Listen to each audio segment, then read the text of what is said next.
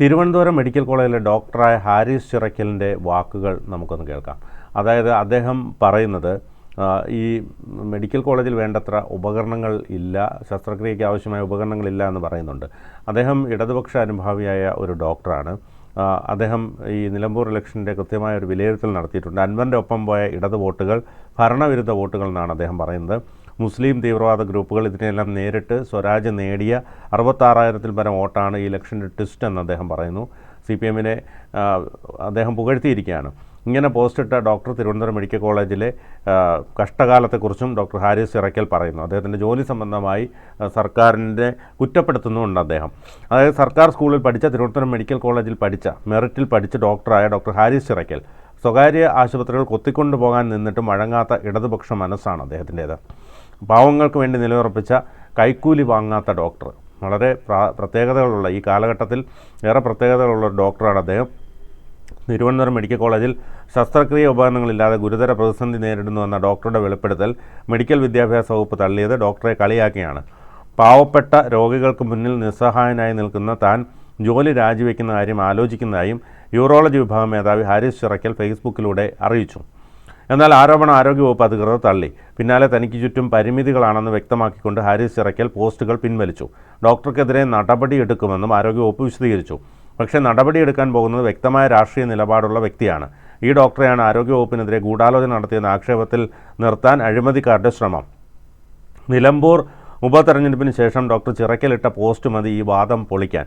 8 തവണ നിലമ്പൂർ മണ്ഡലത്തിലെ MLA ആയിരുന്ന ആര്യാടൻ മുഹമ്മദിൻ്റെ മകൻ എന്ന പരിഗണനയും സഹതാപവും, മുസ്ലിം ഭൂരിപക്ഷ മണ്ഡലം, അൻവറിൻ്റെ ഒപ്പം പോയ കുറേയധികം ഇടത് വോട്ടുകൾ, വളരെ പ്രതീക്ഷിതമായ ഭരണവിരുദ്ധ വോട്ടുകൾ, UDF-നോട് ചേർന്ന് നിന്ന മുസ്ലിം തീവ്രവാദ ഗ്രൂപ്പുകൾ, ഇതിനെല്ലാം നേരിട്ട് സ്വരാജ് നേടിയ 66,000-ൽ പരം വോട്ടാണ് ഈ ഇലക്ഷൻ്റെ ട്വിസ്റ്റ് എന്നാണ് അദ്ദേഹം പറയുന്നത്. വളരെ മികച്ച പെർഫോമൻസ്, ഇതായിരുന്നു പോസ്റ്റ്.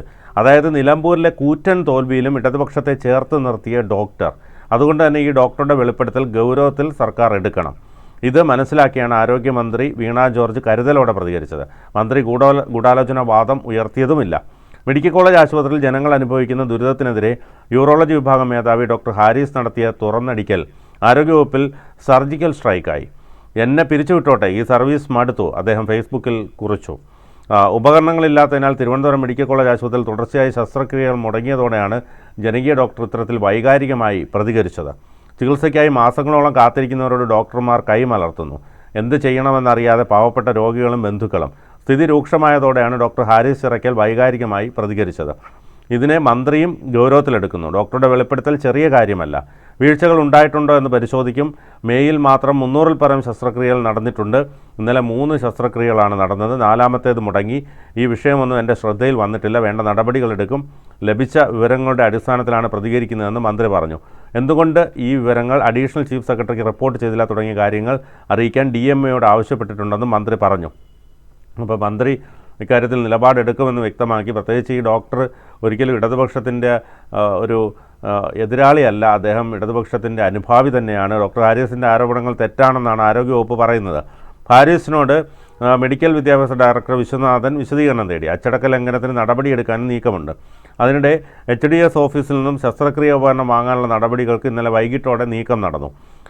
HDS ചെയർമാനായ ജില്ലാ കളക്ടറുടെ അനുമതിക്കായി ഫയൽ കൈമാറി. ശസ്ത്രക്രിയകൾ മുടങ്ങി. ഉപകരണത്തിൻ്റെ ക്ഷാമം കാരണം തുടർച്ചയായി 3 ശസ്ത്രക്രിയകളാണ് മുടങ്ങിയത്. വെള്ളിയാഴ്ച നടക്കേണ്ട മകൻ്റെ പ്രായമുള്ള യുവാവിൻ്റെ ശസ്ത്രക്രിയ മുടങ്ങിയതോടെയാണ് ഡോക്ടർ ഹാരിസ് ആദ്യ പോസ്റ്റ് ഇട്ടത്.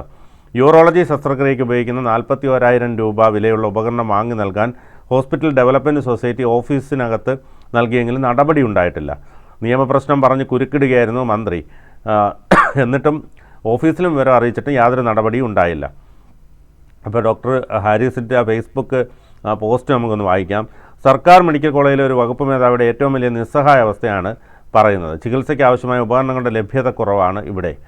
ഇന്ന് നിരവധി ഓപ്പറേഷനുകളാണ് മാറ്റിവെക്കേണ്ടി വന്നത്. സ്വകാര്യ ആശുപത്രികളിലൊന്നും പോകാൻ സാമ്പത്തിക ശേഷിയില്ലാത്ത 100 കണക്കിന് ജനങ്ങളാണ് തിരുവനന്തപുരം സർക്കാർ മെഡിക്കൽ കോളേജിൽ അഭയം തേടുന്നത്.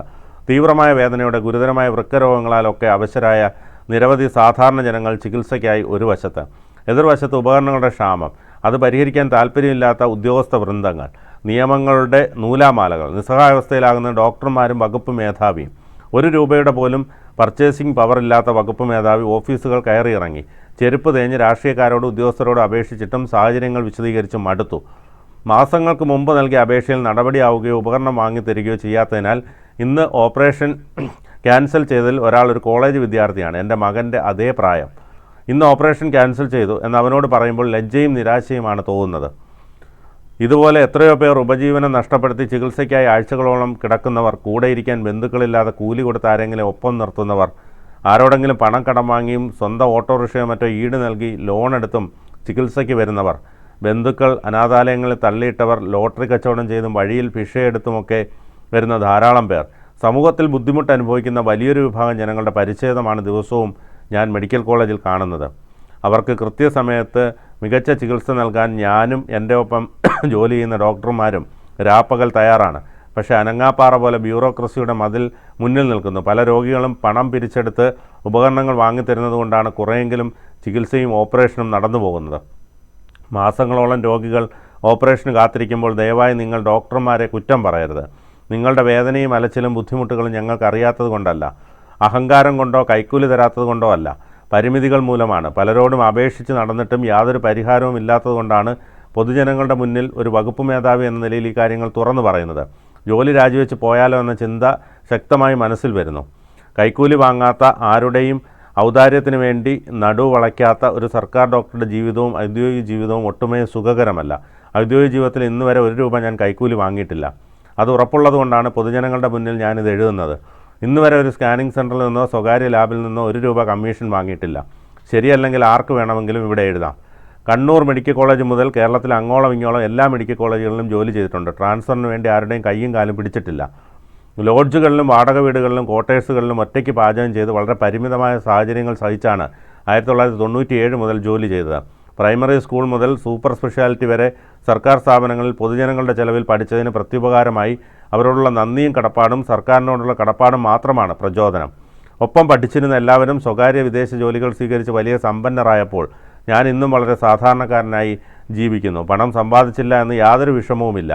ഇന്നും ഞായറാഴ്ച ഉൾപ്പെടെ എല്ലാ ദിവസങ്ങളിലും രാപ്പകൽ ഓടി നടന്ന് ജോലി ചെയ്യുന്ന കാര്യം ആശുപത്രിയിൽ വന്നിട്ടുള്ള എല്ലാ രോഗികൾക്കും അറിയാം.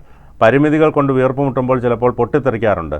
രോഗികളോടോ സഹപ്രവർത്തകരോടോ മറ്റോ നിയന്ത്രണം വിട്ടുപോകുമ്പോൾ ചെയ്യുന്നതാണ്, മനഃപൂർവ്വം ചെയ്യുന്നതല്ല. എങ്കിലും അതൊരു തെറ്റാണ്. അതുമാത്രമാണ് എൻ്റെ ഭാഗത്തുനിന്ന് വരുന്ന ഒരേ ഒരു തെറ്റ്. തൃശ്ശൂർ മെഡിക്കൽ കോളേജിൽ ജോലി ചെയ്യുമ്പോൾ തിങ്കളാഴ്ച രാവിലെ 3 മണിയുടെ ഏറനാട് കോട്ടയത്ത് പോകുമ്പോൾ രാവിലെ 4 മണിയുടെ ബസ്, ഇതിലൊക്കെ തള്ളിയിടിച്ച് കയറി OP താമസിക്കരുത്, ധാരാളം ജനങ്ങൾ എന്നെ കാത്തു നിൽപ്പുണ്ട് എന്ന അവസ്ഥ മനസ്സിലാക്കി ഒരു OP ദിവസം പോലും മുടങ്ങാതെ, ഓപ്പറേഷനുകൾ മുടങ്ങാതെ, എൻ്റെ തെറ്റുകൊണ്ട് ഒരു മനുഷ്യനും ഒരു കുഴപ്പവും വരാതിരിക്കാൻ ഓടിപ്പാഞ്ഞ് ഞാൻ ജോലി ചെയ്യുന്ന വ്യക്തിയാണ്.